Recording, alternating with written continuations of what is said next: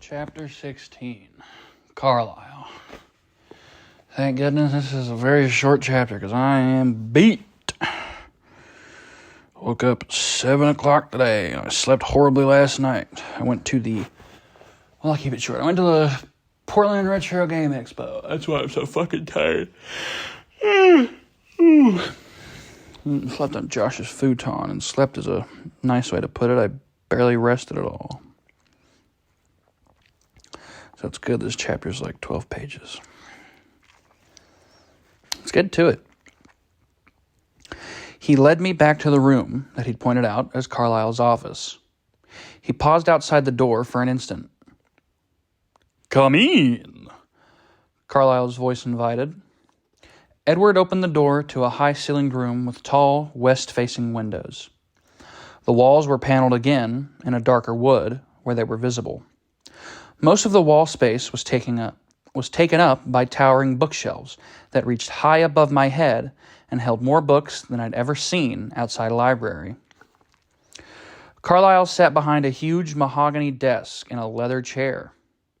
He was just placing a bookmark in the pages of the thick volume he held.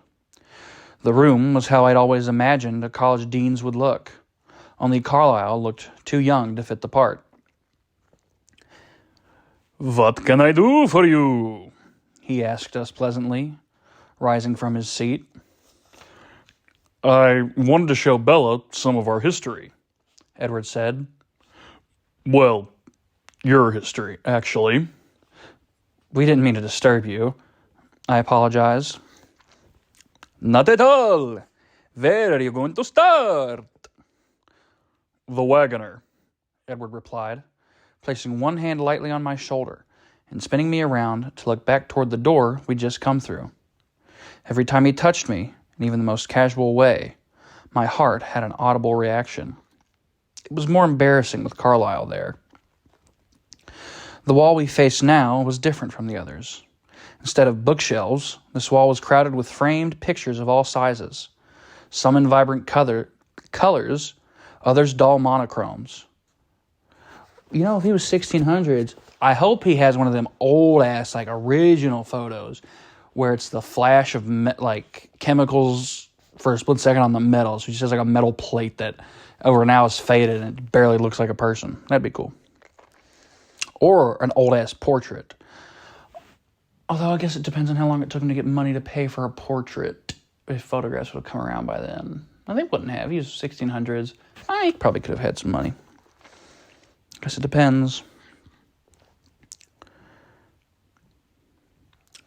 Sorry, where was I? I totally got lost in thought about old photography.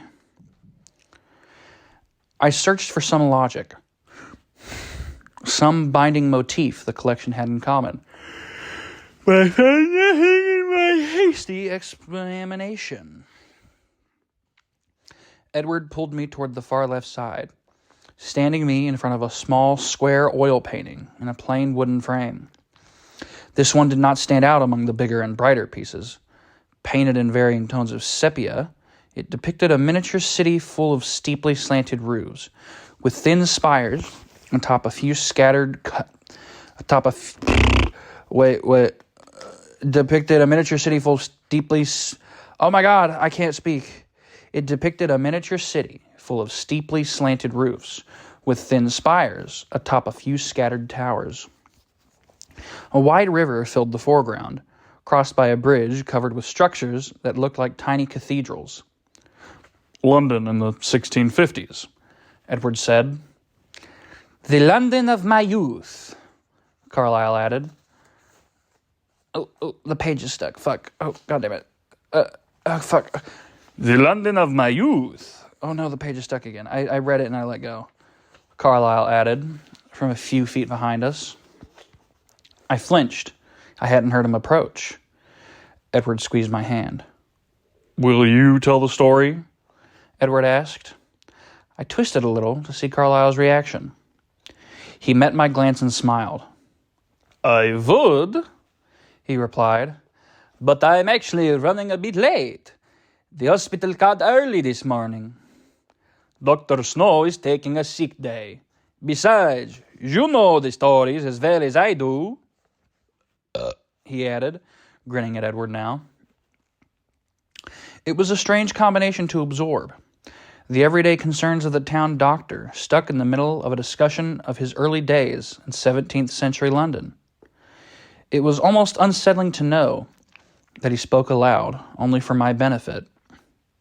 After another warm smile for me, Carlyle left the room. I stared at the little picture of Carlyle's hometown for a long time. What happened then? I finally asked, staring up at Edward, who was watching me, when he realized what had happened to him. He glanced back to the paintings, and I looked to see which image caught his interest now. It was a larger landscape in dull fall colors, an empty, shadowed meadow and a forest with a craggy peak in the distance. When he knew what he had become, Edward said quietly, he rebelled against it. He tried to destroy himself. But that's not easily done. How? I didn't mean to say it aloud, but the word broke to my shock. He jumped from great heights, Edward told me, his voice impassive. He tried to drown himself in the ocean, but he was young to the new life and very strong.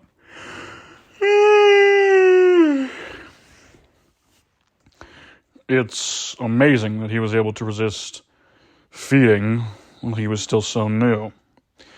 The instinct is more powerful then. It takes over everything. But he was so repelled by himself that he had the strength to try to kill himself with starvation. Is that possible? My voice was faint. No, there are very few ways we can be killed. I opened my mouth to ask, but he spoke before I could. So he grew very hungry and eventually weak. He strayed as far as he could from the human populace. God damn it! Fucking shit! For months, he wandered by night, seeking the loneliest places, loathing himself. One night, a herd of deer passed his hiding place.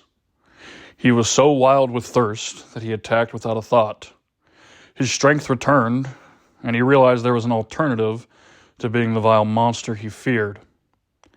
Had he not eaten venison in his former life? Over the next months, his philosophy was born. He could exist without being a demon. He found himself again.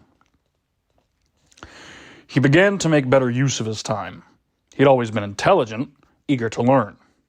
Now he had unlimited time before him. He studied by night, planned by day. He swam to France.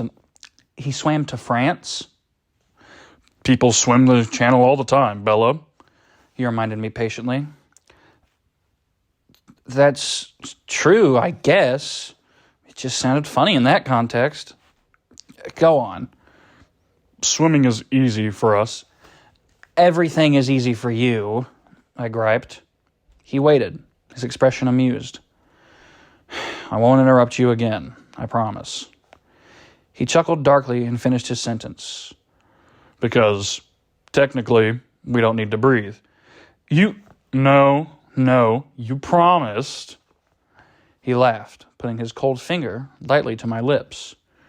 Do you want to hear the story or not? You can't spring something like that on me and then expect me not to say anything. I mumbled against his finger. Let me do that again, as I'd never take with a finger trying to shush me. You can't spring something like that on me and then expect me not to say anything. I mumbled against his finger. He lifted his hand, moving it to rest against my neck. The speed of my heart reacted to that, but I persisted. You don't have to breathe? I demanded. No, it's not necessary, just a habit. He shrugged. Here's me doing all that breathing. How long can you go without breathing? Indefinitely, I suppose. I don't know. It gets a bit uncomfortable, being without a sense of smell.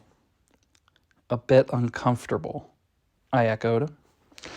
I wasn't paying attention to my own expression, but something in it made him grow somber. His hand dropped to his side, and he stood very still, his eyes intent on my face. The silence lengthened. His features were immobile as stone. "What is it?" I whispered, touching his frozen face. His face softened under my hand, and he sighed. "I keep waiting for it to happen." "For what to happen?" "I know that at some point, something I tell you, or something you see, is going to be too much. And then you'll run away from me, screaming as you go." He smiled half a smile, but his eyes were serious. "I won't stop you. I want this to happen because I want you to be safe. And yet I want to be with you. The two desires are impossible to reconcile." He trailed off, staring at my face, waiting. "I'm not running anywhere," I promised. "We'll see," he said, smiling again. I frowned at him. "So, go on." Carlisle was swimming to France. I've got the ulcerative colitis coming back on my lip a little, so I'm going to not do my big, deep voice. And I'm getting really yawny. I'm real tired. So I am going to do Indian Edward a third time just because it's a short chapter, and I think they're only going to be talking about Carlisle. And I'm out as fuck. This is a short chapter. I'll also redo this one if you don't like the voice, but you have to strongly convince me on this one. He paused, getting back into his story. Reflexively, his eyes flickered to another picture, the most colorful of them all, the most ornately framed, and the largest. It was twice as wide as the door it hung next to. The canvas overflowed with bright figures in swirling robes, writhing around long pillars and off marbled balconies. I couldn't tell if it represented Greek mythology or if the characters floating in the clouds were meant to be biblical. Carlyle swam to France and continued on through Europe to the universities there. By night he studied music, science, medicine, and found his calling, his penance, in saving human lives. His expression became odd, almost reverent. I can't adequately describe the struggle. It took Carlyle 2 more centuries of torturous effort to perfect his self-control. Now he is all but immune to the scent of human blood, and he is able to do the work he loves without agony. He finds a great deal of peace there at the hospital. Edward stared off into space for a long moment. Suddenly, he seemed to recall his purpose. He tapped his fingers against the huge painting in front of us. He was studying in Italy when he discovered the others there. They were much more civilized and educated than the race of the London sewers. He touched a comparatively sedate quartet of figures painted on the highest balcony, looking down calmly on the mayhem below. I examined the grouping carefully and realized, with a startled laugh, that I recognized the golden-haired man. Solimena was greatly inspired by Carlyle's friends. He often painted them as gods. Edward chuckled. Atto, Marcus, Gaius, he said, indicating the other three, 2 black-haired, 1 snowy white. Nighttime patrons of the arts. What happened to them? I wondered aloud, and my fingertip hovering a centimeter from the figures on the canvas. Oh, they're still there, he shrugged, as they have been for who knows how many millennia. Carlyle stayed with them only for a short time, just a few decades. He greatly admired their civility. He greatly admired their civility, their refinement, but they persisted in trying to cure his aversion to his natural food source, as they called it. They tried to persuade him, and he tried to persuade them, to no avail. At that point, Carlyle decided to try the New World. He dreamed of finding others like himself. He was very lonely, you see. He didn't find anyone for a long time. But as monsters became the stuff of fairy tales, he found he could interact with unsuspecting humans as if he were one of them. He began practicing medicine, but the companionship he craved evaded him. He couldn't risk familiarity. Switching up the Indian voice because that's tiring me out too. This is chapter 17.5. Ryan's fucking tired and he's going to do a random voice. When the influenza epidemic hit, he was working nights in a hospital in Chicago. Just kidding. I won't do that for the rest of the chapter. I'm just going to read in my normal voice. Both Edward and Bella are going to be my normal voice this chapter. And if you don't like that, well, you do. When the influenza epidemic hit, he was working nights in a hospital in Chicago. He'd been turning over an idea in his mind for several decades. Nah, it doesn't sound right. And he had almost decided to act. Since he couldn't find a companion, he would create one. He wasn't absolutely sure how his own transformation had occurred, so he was hesitant. And he was loath to steal anyone's life the way his had been stolen. It was in that frame of mind that he found me. There was no hope for me. I was left in a ward with the dying. He had nursed my parents and knew I was alone. He decided to try. His voice, nearly a whisper now, trailed off. He stared unseeingly through the west windows. I wondered which images filled his mind now, Carlyle's memories or his own. I waited quietly. When he turned back to me, a gentle angel's smile lit his expression. And so we've come full circle, he concluded. Have you always stayed with... Oh, wait, that's Bella. Have you always stayed with Carlyle, then? I wondered. Almost always.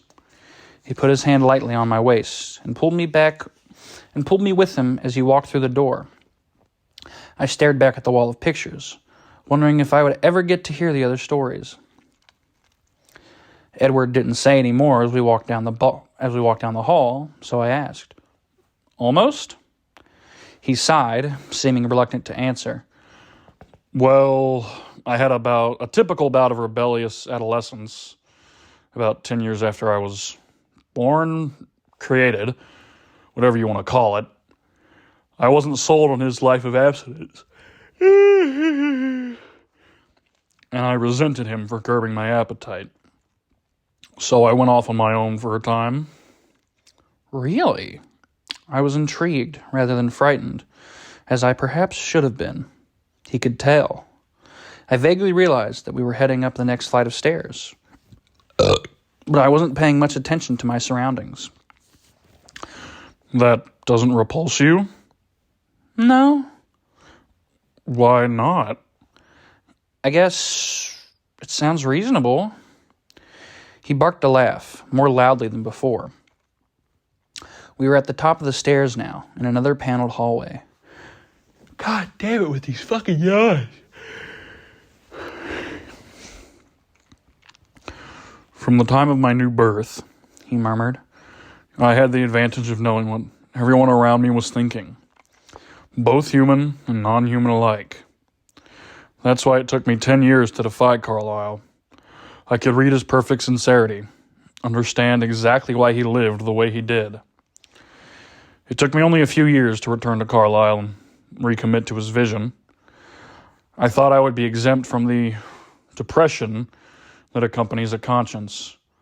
Because I knew the thoughts of my prey, I could pass over the innocent and pursue only the evil. If I followed a murderer down a dark alley where he stalked a young girl, if I saved her, then surely I wasn't terrible. I shivered, imagining only too clearly what he described. The alley at night, the frightened girl, the dark man behind her, and Edward. Edward as he hunted, terrible and glorious as a young god, unstoppable. Would she have been grateful, that girl, or more frightened than before? But as time went on, I began to see the monster in my eyes. I couldn't escape the debt of so much human life taken, no matter how justified. And I went back to Carlyle and Esme.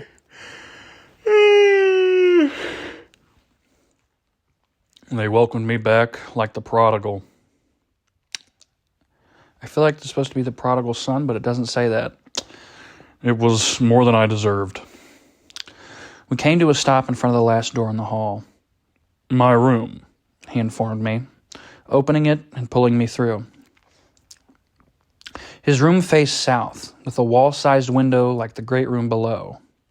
The whole backside of the house must be glass. His view looked down on the winding Soul Duck River, across the untouched forest to the Olympic mountain range.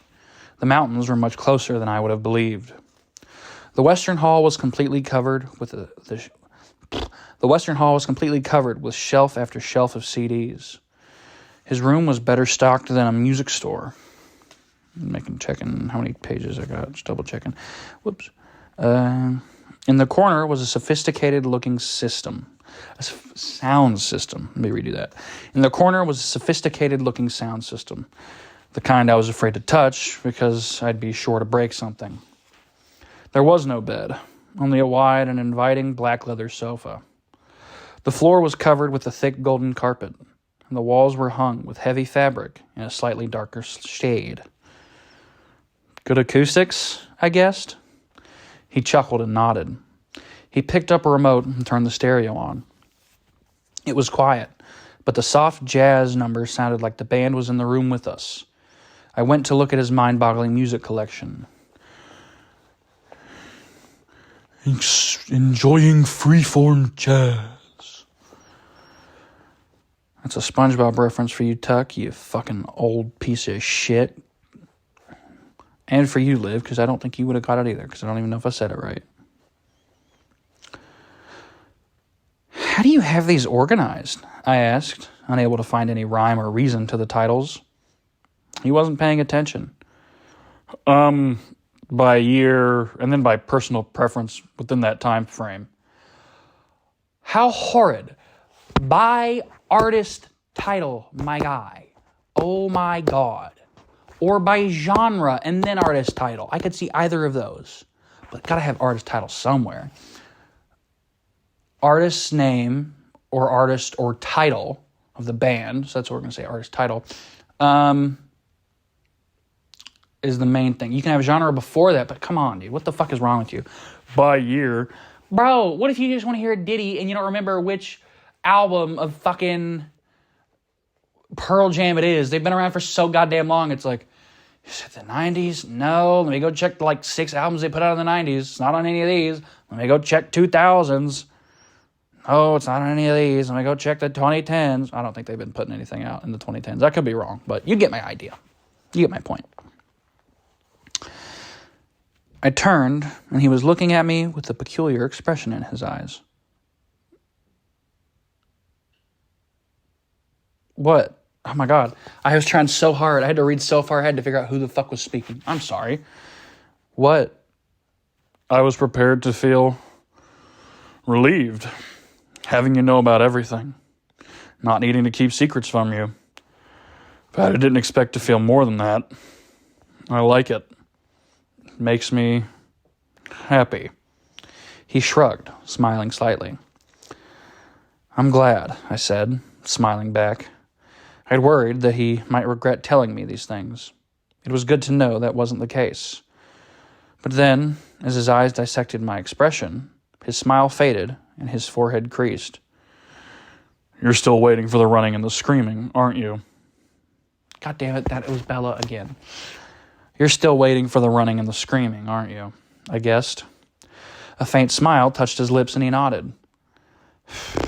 I hate to burst your bubble, but you're really not as scary as you think you are. I don't find you scary at all, actually. I lied casually. He stopped raising his eyebrows in blatant disbelief. Then he flashed a wide, wicked smile. You really shouldn't have said that, he chuckled. He growled, a low sound in the back of his throat. His lips curled back over his perfect teeth. His body shifted suddenly, half crouched, tensed like a lion about to pounce. I backed away from him, glaring. You wouldn't. I didn't see him leap at me. It was much too fast.